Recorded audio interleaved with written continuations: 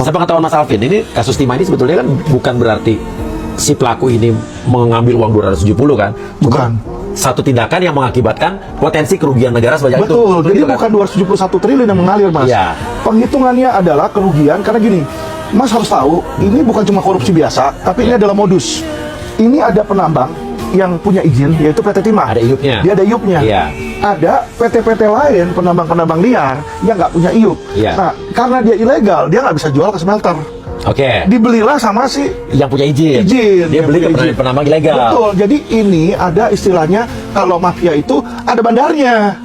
Oke, Yang di bawah nah. itu nyedot ke dia, nanti yang bayar adalah si Helen Lim pakai money changer dia ada money changer. Jadi Lena Lim ini sementara ini kasusnya Dia money changer, dia Kena pencucian pencucian. sebenarnya.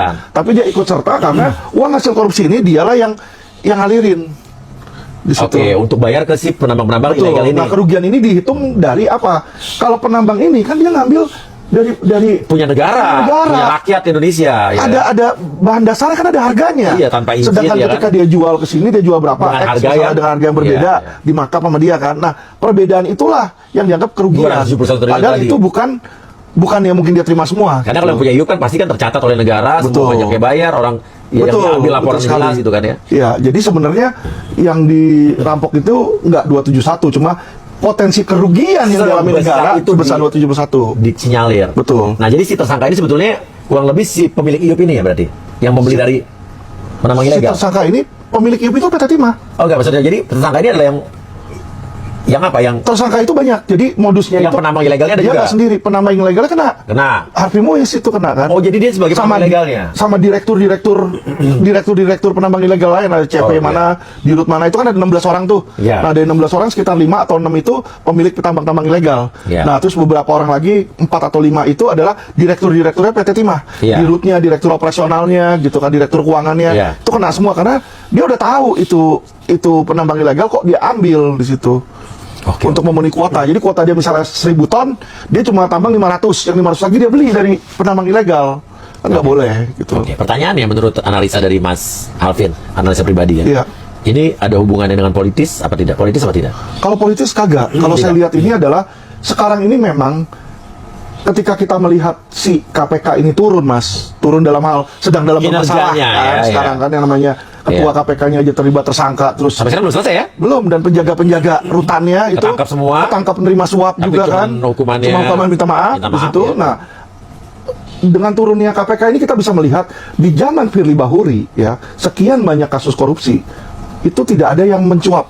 Ya tidak ada yang besar kasus-kasusnya ya. Ya, diduga kalau kita melihat perbuatan dari ketua KPK-nya, ketika dia dapat tersangkanya nggak ditangkap, diperas doang, kasih duit udah diem. Kayak apa yang dilakukan oleh oknum polisi sekarang. Jadi culture-nya polisi ini dibawa ke KPK. Jadilah KPK itu Polri cabang Kuningan. Nah, karena kan KPK juga banyak orang-orang polisi ya. Iya, nah karena itu terjadi cabangnya ya? cabang Kuningan Branch, ya. Kan dia Iya. dari kepolisian juga masih aktif. Iya. Nah, dari sinilah Mas, kejaksaan melihat peluang untuk menggantikan KPK. Karena kalau KPK ini kan sebenarnya sementara doang. Iya. Kalau KPK itu nggak ada, polisi dan kejaksaan akan aman, Mas. Iya. Karena yang nangkep-nangkepin mereka ini Iya. jarang polisi nangkepin jaksa. Iya. Jaksa hajar polisi jarang, Mas. Hampir Iya. nggak pernah kita lihat kasusnya. Selalu KPK yang nangkep polisi atau KPK yang nangkep jaksa di situ. Jadi mereka punya spirit yang sama agar KPK ini hilang. Jadi polisi mencudangin dari dalam, Iya. dari luar menunjukkan gua kejaksaan ini punya taring, tidak perlu itu KPK.